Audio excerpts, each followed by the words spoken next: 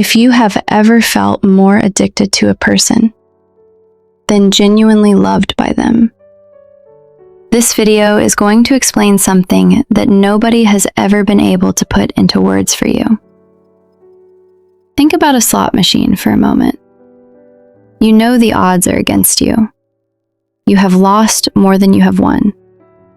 But every now and then, it pays out. And that unpredictable reward is more addictive than any game that pays out every single time. That is exactly what a trauma bond does to your brain. The person you love becomes the slot machine. The good days, the warmth, the version of them you fell in love with, those are the payouts. And your brain has become addicted to chasing them. This video is going to show you exactly what that looks like and how to finally walk away from the machine. A trauma bond is not just a bad relationship you cannot leave. It is a deep psychological attachment that forms through repeated cycles of pain, followed by relief, tension, followed by warmth, cruelty, followed by affection. And that cycle, as painful as it is, creates a bond stronger and more confusing than anything a healthy relationship ever produces. Your brain releases the same chemicals during the highs of a trauma bond as it does during genuine love. Dopamine, oxytocin, the chemistry of attachment. That is why it is nearly impossible to see clearly from the inside. That is why leaving feels like losing the most important person in your world, even when that person is the source of your pain. Remember the slot machine. The reason it is so addictive is not the winning. It is the not knowing when the next win is coming. Psychologists call this intermittent reinforcement, and it is the most powerful behavioral conditioning known to science. When someone gives you love unpredictably, warmth one day, coldness the next, affection, then withdrawal, your brain does not register this as a red flag. It registers this as the most important thing in your life to figure out. Every kind word becomes precious. Every warm moment becomes proof that the love is real. And your nervous system becomes locked in a loop, waiting for the next payout, unable to walk away. Here is what makes trauma bonds devastating. They do not feel like trauma. They feel like the most intense love you have ever experienced. The relief when the tension finally breaks, the warmth after the coldness, the way they can make you feel completely seen one moment and completely invisible the next. All of it creates an emotional intensity your brain reads as deep connection. The highs feel higher because the lows are so low. The good moments feel rare and precious because they are unpredictable. And your nervous system becomes addicted to that cycle, the same way it would become addicted to anything that delivers pleasure after pain. This is not weakness. This is neuroscience. Your friends have said something. Your family has raised an eyebrow. Maybe even strangers who heard pieces of your story looked at you with concern. But you find yourself explaining their behavior, justifying what happened, minimizing the moments that hurt you most, and then feeling guilty for even bringing it up at all. This is one of the earliest and most telling signs of a trauma bond, because somewhere along the way, their reputation became more important to you than your own pain. You are not protecting them because you do not see the problem. You are protecting them because admitting the problem out loud makes it real. And real means you have to do something about it.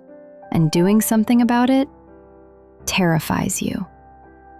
The relationship does not feel stable. It feels like weather. Some days it is the most beautiful thing you have ever experienced. Other days, you feel like you are disappearing inside it. And the terrifying part is, you have started to need the chaos. Calm feels suspicious. Consistency feels boring. A relationship without drama feels like something must be missing. That is the bond doing its work. Your nervous system has been recalibrated to require intensity in order to feel love. And when someone treats you consistently well, your brain does not register that as romance. It registers it as the absence of something. That rewiring is one of the most damaging things a trauma bond does to a person. You have become the emotional manager of someone else's inner world. When they are upset, it is your job to fix it. When they are cold, you search yourself for what you did wrong. When things are good, you walk on eggshells, desperate to keep them that way. Your own needs have become secondary, then tertiary, then invisible. You have spent so long managing their emotional world that you have lost the map back to your own. And the cruelest part is, you do not even notice it happening, because it happens so slowly. One compromise at a time, one swallowed feeling at a time, until one day, you realize you cannot remember the last time you asked yourself what you actually needed.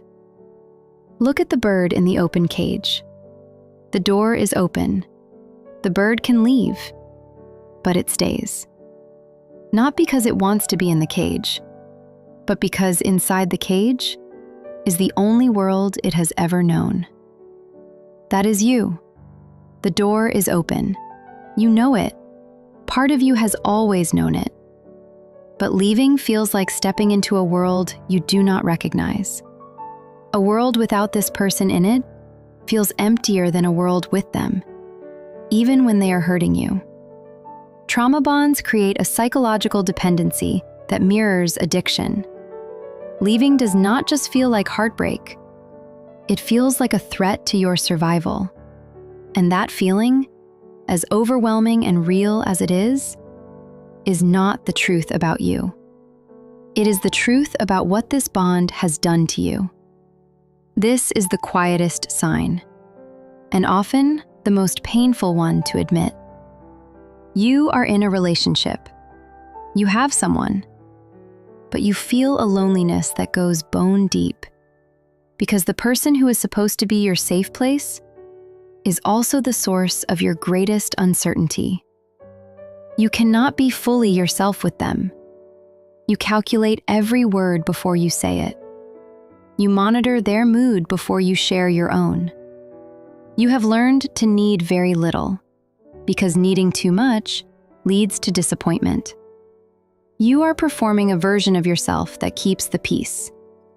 And slowly, the real you is disappearing.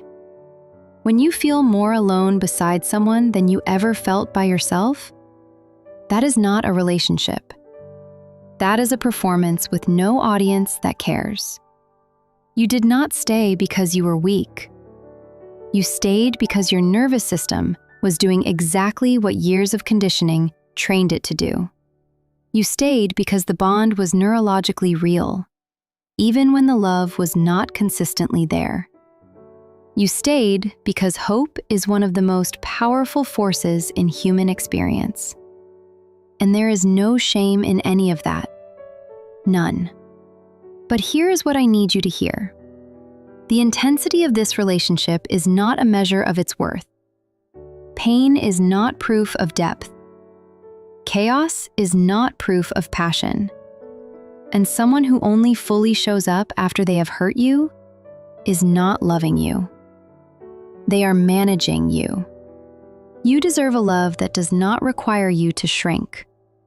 A love that does not keep you guessing.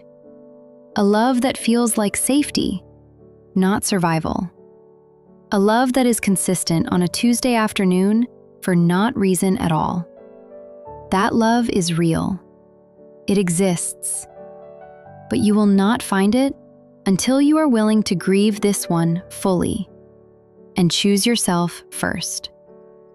The door of the cage has always been open.